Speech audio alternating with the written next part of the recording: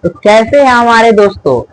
तो आज हम आप लोगों के लिए प्यारा सा सेशन लेकर आए हैं जिसका नाम है बेसिक मैथ। यह चैप्टर बेसिक मैथ है। इसका अर्थ ये नहीं कि इसमें मैथ पढ़ाया जाएगा।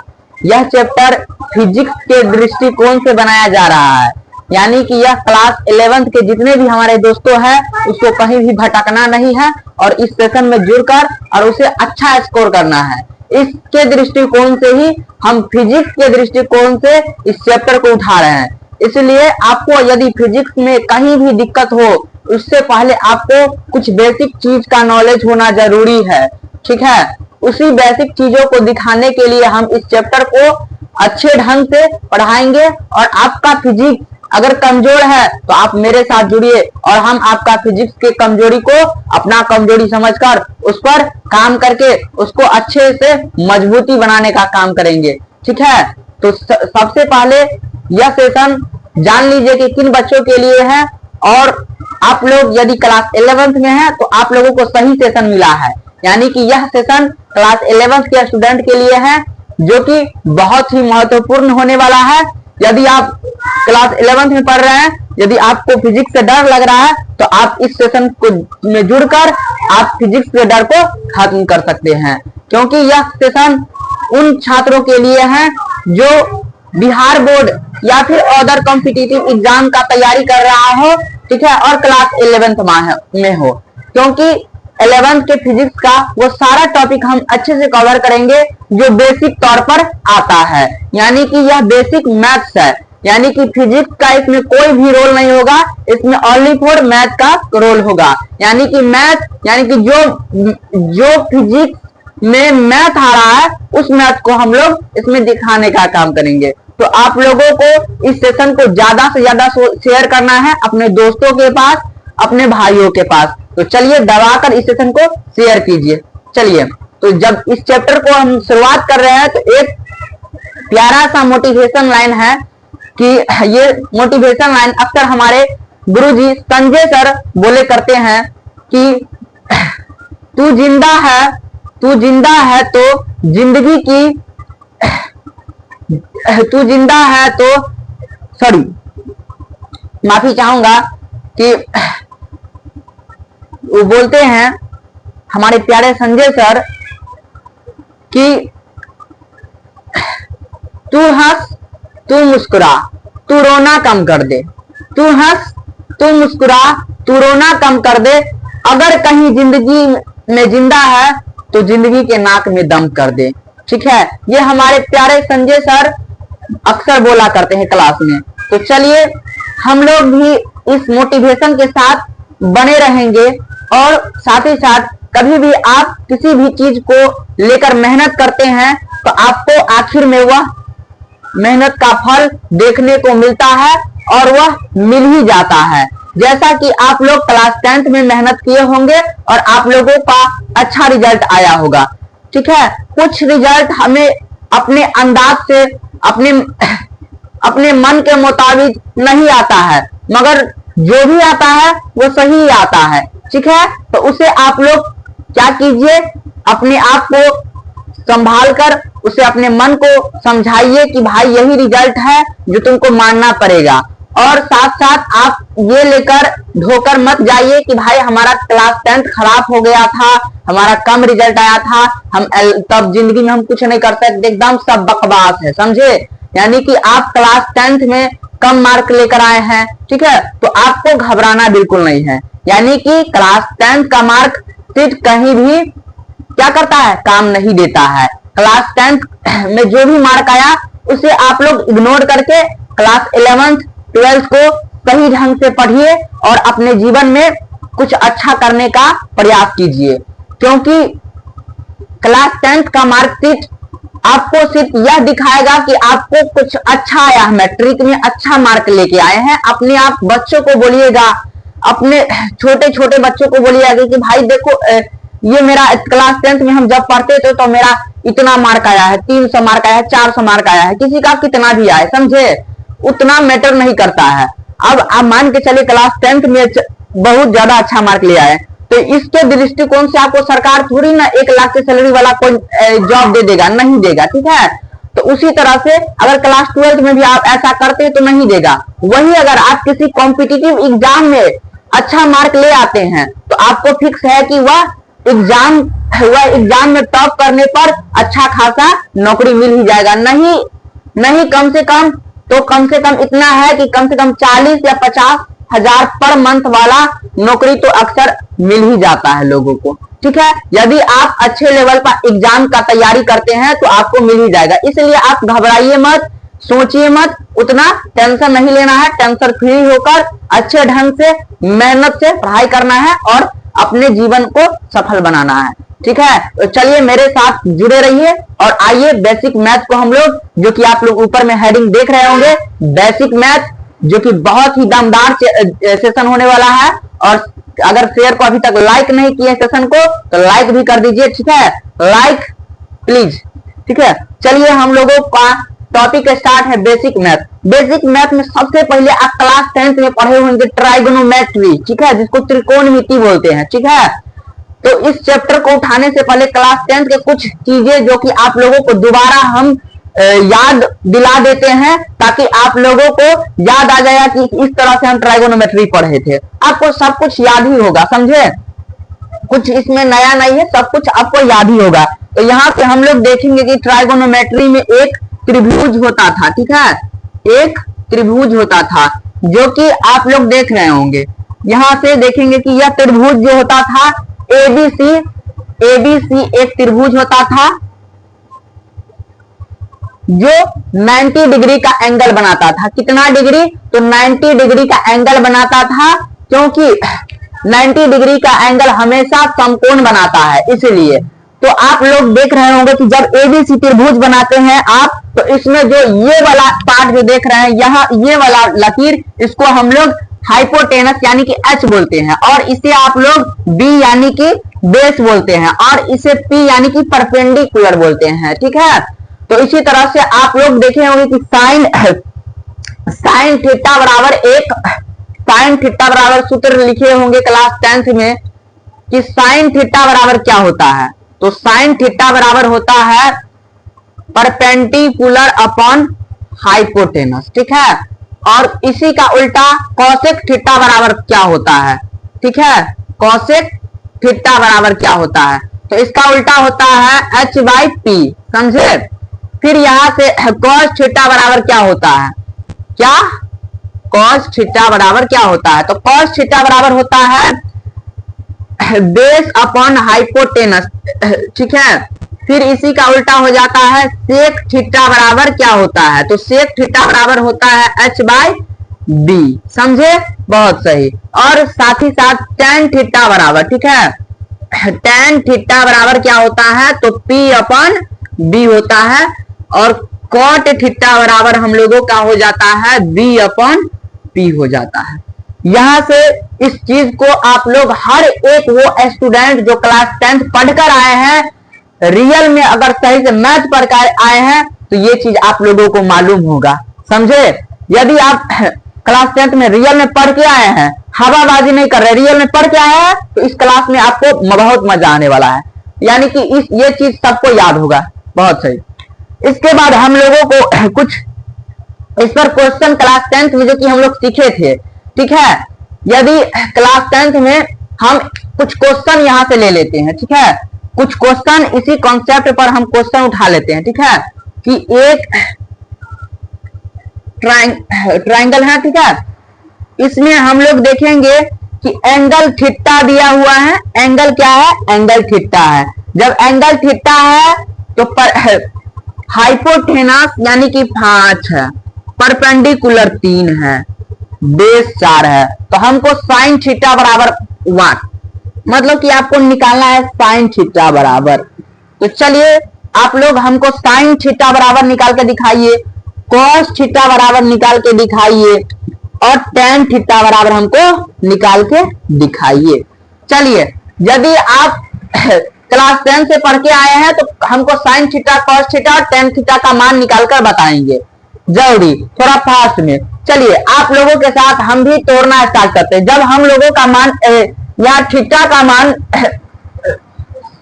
एंगल का मान थीटा है, तो यहाँ देखेंगे साइन थीटा बराबर क्या होगा, तो साइन थीटा बराबर होता है परपेंडिकुलर अपन हाइपोटेनस, यानी कि इसका जो तिरछा वाला सीधे सामने वाला भुजा ये इसको बोलेंगे परपेंडिकुलर, इसको बोलेंगे हाइपोटेनस, इसको बोलेंगे बेस। तो यहां से हम लोग देखेंगे कि परपेंडिकुलर अपॉन हाइपोटेनस, इसको हम लोग 3/5 कर देंगे। फिर यहाँ cos थीटा बराबर होता है हम लोगों का बेस अपॉन हाइपोटेनस, यानी कि 4/5, ठीक है। और साथ साथ tan थीटा बराबर हम लोगों का सूत्र होता है परपेंडिकुलर अपॉन बेस, यानी कि परपेंडिकुलर हम लोगों का हो जाएगा यहाँ 3 परपेंडिकुलर और बेस हमारा 4 हो जाएगा, समझे। तो यहाँ 3/4। चलिए यह आपका सही है, तो क्या करेंगे, सही मार लेंगे, सही एकदम टिक मार लेंगे, ये सही है, ये 3 क्वेश्चन सही है। चलिए इसके साथ हम लोगों का अगला टॉपिक होने वाला है, जो कि आप लोगों को निकाल कर दिखाना पड़ेगा। इसमें बी एसी का मान यानी कि हाइपोटेनस निकालना पड़ेगा, समझे। अब तो इसमें क्या साइन थीटा कॉस थीटा ये सारे कुछ निकाले हैं, आप क्लास 10 से ही कुछ क्वेश्चन एक और ले लेते हैं, जो कि आप लोग क्लास 10 से बनाकर आए हैं, ठीक है। तो हम आपको देख लेते हैं, जांच कर देख लेते हैं कि आप सही में बनाकर आए हैं या फिर नहीं बनाकर आए हैं।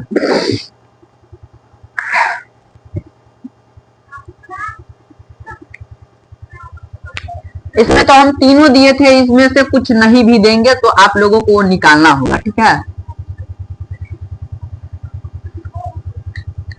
4 मीटर, इधर 5 मीटर दे देते हैं, तो आप लोगों को हम क्या दे जो आप लोगों को अच्छा से निकाल पाइएगा।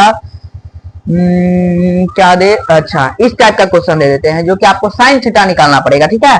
और इसको एबीसी बना देते हैं, एबीसी, समझे। एबीसी क्या है, ट्राइंगल है। इसमें से आपको परपेंडिकुलर 4, हाइपोटेनस 5 मिला है, ठीक है। इसका एंगल थीटा आपको निकालना क्या है, तो आपको निकालना होगा साइन थीटा बराबर क्या होगा, तो यहाँ साइन थीटा का मान निकाल कर हमको बताइए क्या होगा। तो यहाँ साइन थीटा बराबर, जल्दी बताइए, साइन थीटा बराबर व्हाट, प्लीज कलम कॉपी निकालिए और साइन थीटा का मान जल्दी बताइए। चलिए हमारे साथ बनाइए आप लोग। देखिए साइन थीटा को निकालने से पहले हम लोगों को, जब ये थीटा इतना है तो इसको हम लोग परपेंडिकुलर बोलेंगे और इसको हम लोग हाइपोटेनस बोलेंगे। तो परपेंडिकुलर हमारे पास है, हाइपोटेनस नहीं है। जो चीज नहीं रहता उसको क्या करते हैं हम लोग, याद करते हैं मैथ में। तो सबसे पहले हमको परपेंडिकुलर निकालना चाहिए, यानी कि एसी निकालना चाहिए। तो यहाँ हम लोग क्या करेंगे, यहाँ करेंगे, चूंकि AB बराबर 4 मीटर और BC बराबर 5 मीटर, ठीक है। इसीलिए AC बराबर सूत्र होगा, ये सूत्र आप क्लास 10th में पढ़ के आए हैं, ठीक है। सारे बच्चे पढ़ के आए हैं कि AB का होल स्क्वायर प्लस BC का होल स्क्वायर, यानी कि 4 का होल स्क्वायर प्लस 5 का होल स्क्वायर, समझे। तो 4 और 5 का होल स्क्वायर करेंगे तो 4 का 16, 5 25, जोड़ेंगे तो 41, ठीक है। 41, हाँ 41 होगा, यानी कि रूट अंडर 41, समझे। यानी कि AC का मान रूट 41 होगा। यह आप लोगों को यदि आया है तो बहुत अच्छा है। चलिए अब हम लोगों को निकालना क्या है, इसीलिए साइन थीटा बराबर यहां 9 लिख देंगे। अब साइन थीटा बराबर सूत्र क्या होता है, हाइपोटेनस यानी कि 4 अपन परपेंडिकुलर, यानी कि क्या निकालना है अभी, परपेंडिकुलर यानी कि रूट 41। ये हम लोगों का आंसर होगा। यदि ये आप लोगों का आंसर नहीं आ रहा है तो फिर से मैच करके और मिलाकर जल्दी इसे सही कीजिए, ठीक है। क्योंकि आप लोग क्लास 10 से पढ़ के आए हैं, ठीक है। तुक्काबाजी मत कीजिएगा। चलिए मेरे साथ बने रहिएगा, चल जल्दी, ठीक है। अगर आपको आंसर आया है, रिकॉर्डेड वीडियो है, अगर आपका आंसर आ चुका है तो कमेंट में लिख कर जाइए कि भाई मेरा आंसर आ चुका है, यस सर, ठीक है। अगर आया हुआ है तो आप 1 लिख कर जाइए, अगर नहीं आया है, आंसर गलत हो गया है तो 2 लिख कर जाइए, समझे। फिर यहां से हम लोग देखेंगे कि हम लोगों का एक क्वेश्चन ये हो गया, और बेसिक इंफॉर्मेशन जो कि आप लोगों को पता होना चाहिए, नोट में करके कुछ चीजें होना चाहिए पता आप लोगों को। नॉट, या आप लोग हिंट देकर कुछ लिख लीजिए कि साइन थीटा का मान, साइन थीटा का मैक्सिमम मान, ठीक है, मैक्सिमम मान कितना होता है, तो 1 हो सकता है प्लस 1, समझे। साइन थीटा का, चलिए साइन थीटा का मैक्सिमम, साइन थीटा का मिनिमम, कॉस थीटा का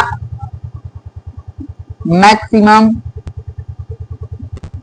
कॉस थीटा का मिनिमम कितना हो सकता है, तो हम लोग का साइन थीटा का ज्यादा से ज्यादा हम लोग का मान 1 प्लस 1 हो सकता है। कॉस थीटा का ज्यादा से ज्यादा मान क्या हो सकता है, 1 प्लस 1 हो सकता है। साइन थीटा का ज्यादा कम से कम मान कितना हो सकता है, यानी कि मिनिमम मान कितना हो सकता है, तो -1 हो सकता है। -1 से छोटा से नहीं हो सकता है, -1 से कम कभी भी साइन थीटा का मान नहीं हो सकता है, और -1 से कम कभी भी कॉस थीटा का मान नहीं हो सकता है। तो यहाँ मैक्सिमम हो चुका है, तो मिनिमम -1, यहाँ फिर कॉस थीटा का मैक्सिमम मान +1 और मिनिमम मान -1 होना चाहिए। समझ गए। ये टॉपिक आप लोग नोट देकर लिख लीजिए, ये बहुत ही महत्वपूर्ण है, क्योंकि आपको आगे जाकर बहुत ही यूजफुल देखने को मिलेगा। समझ गए। चलिए मेरे साथ बने रहिए, आप लोगों को कहीं भी दिक्कत नहीं होना चाहिए। आप लोग क्लास 10th में टेबल पढ़ के आए होंगे, समझे। टेबल तो पढ़ के आया होगा, चलिए आया होगा, सारे बच्चे आए होंगे। तो हमारे साथ टेबल पढ़ना, या टेबल पढ़िए या फिर उसका मान लिख दीजिए, हमको मान ही लिखकर बता दीजिए, हम समझ जाएंगे कि आप लोग पढ़ के आए हैं। टेबल, समझे। टेबल का यानी कि साइन यहाँ साइन थीटा, यहाँ कॉस थीटा और यहाँ टैन थीटा। हमको 0 डिग्री का मान, हमको 30 डिग्री का मान, हमको 45 डिग्री का मान, हमको 60 डिग्री का मान और यहाँ 90 डिग्री का मान। चलिए भाइयों बनाइए जल्दी जल्दी, थोड़ा फास्ट में। यहाँ से आप लोगों को, जब जिस बच्चे को तीनों का मान पता होगा उसको तीनों का आरोह है इसका एकदम पॉजिटिव, सॉरी उल्टा, ठीक है, तो उसको पता ही होगा। यानी कि साइन कॉस टेन का मान यदि पता है तो कॉसेक सेक और कॉट का मान ऑटोमेटिक उसको पता होता है, क्योंकि ठीक उसका उल्टा होता है। यानी कि अगर मान के चलिए साइन 0 डिग्री का मान 0 है, ठीक है, साइन 0 डिग्री का मान यदि 0 है तो कॉसेक 0 डिग्री का मान क्या होगा, तो 1/1 कर दीजिएगा, समझ गए। उसके 1 से भाग दे दीजिएगा, ऑटोमेटिक मिल जाएगा आपको, मतलब कि 1 से उसको भाग देना है, ठीक है, मिल जाएगा। वैसे ही साइन 30 डिग्री का मान होता है 1/2। आप लोग लिखिए खुद से। साइन 45 डिग्री का मान होता है 1/√2। साइन 60 डिग्री का मान होता है √3/2, समझे। साइन 90 डिग्री का मान होता है 1, यानी कि ज्यादा से ज्यादा कितना हो सकता है, साइन थीटा का मान 1 हो सकता है, कम से कम -1 हो सकता है। फिर यहां से देखेंगे कॉस थीटा का मान, कॉस 0 डिग्री का मान 0, कॉस 30 डिग्री का मान 1√3/2, समझे। फिर हम लोगों का इस कॉस 45 डिग्री का मान 1/√2, फिर कॉस 60 डिग्री का मान 1/2, समझे, और इसका 0, कॉस 90 डिग्री का मान 0। फिर यहां से tan 0 डिग्री का मान 0, tan 30 डिग्री का मान 1/√3। यहां से फिर चले जाएंगे हम लोग इसका 1, tan 45 डिग्री का मान 1, tan 60 डिग्री का मान √3 और tan 90 डिग्री का मान इंफिनिटी अपरिभाषित। यानी कि 0 के बट्टा में हम 0 से भाग देंगे तो उसको हम लोग मैथ में इंफिनिटी मानते हैं, जो कि फिजिक्स में कुछ अलग होता है, वो आप लोग आगे पढ़ेंगे, समझे। अभी नहीं, आगे पढ़ेंगे हम लोग, क्योंकि उसके बारे में भी जानना बहुत जरूरी है, ठीक है। फिजिक्स, देखिए मैथ और फिजिक्स दोनों अलग है। अगर आप क्या कीजिएगा कि कभी भी आपको फिजिक्स में, देखिए मैथ में क्या होता है कि नॉर्मली तरीका से किसी भी टॉपिक को बोल दिया जाए तो वो समझ जाता है। फिर फिजिक्स में हर एक परिभाषा के पीछे कई गुना उसका क्या होता है, मतलब कि उस पर खोज पड़ताल हुआ रहता है, ठीक है। जैसे कि मान के चलिए अगर फिजिक्स में उपग्रह को बारे में अगर कोई बोल दिया कि उपग्रह किसको बोलेंगे, तो नॉर्मली लोग क्या करता है कि बोलता है कि जो पृथ्वी का चक्कर लगाता है उसको उपग्रह बोलेंगे, मगर ऐसा नहीं होता है। क्यों? क्योंकि यदि आप फिजिक्स में ऐसा ले गए तो क्या होता है कि पृथ्वी का चक्कर तो सैटेलाइट भी लगाता है, यानी कि जब सैटेलाइट पृथ्वी का चक्कर लगाता है तो क्या होगा कि सैटेलाइट भी उपग्रह हो गया, मगर ऐसा नहीं है। ठीक है, तो इस तरह से ये परिभाषा आपका गलत हो जाएगा। तो आप लोगों को ध्यान देना है कि फिजिक्स बहुत ही सीरियसली विषय है, इसको हर एक टॉपिक को हम लोग ध्यान से पढ़ेंगे तभी हम लोगों का फिजिक्स सही हो पाएगा, समझे। हम लोगों को इसमें परिभाषाएं याद नहीं करना है, हमको क्या करना है, संभाल कर फिजिक्स को रखना है।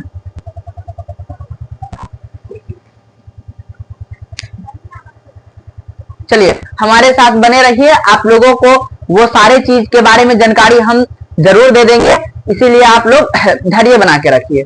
तो यहाँ तक अगर टेबल आ रहा है तो समझिए कि आप बना ही लेंगे। ठीक है, मेरे साथ बनाए तो बहुत अच्छा, अगर नहीं बना पाए तब पर भी आपको बहुत अच्छा, क्योंकि हम तो आपको आपका प्रशंसा करने के लिए ही बैठे हुए हैं यहाँ, समझे।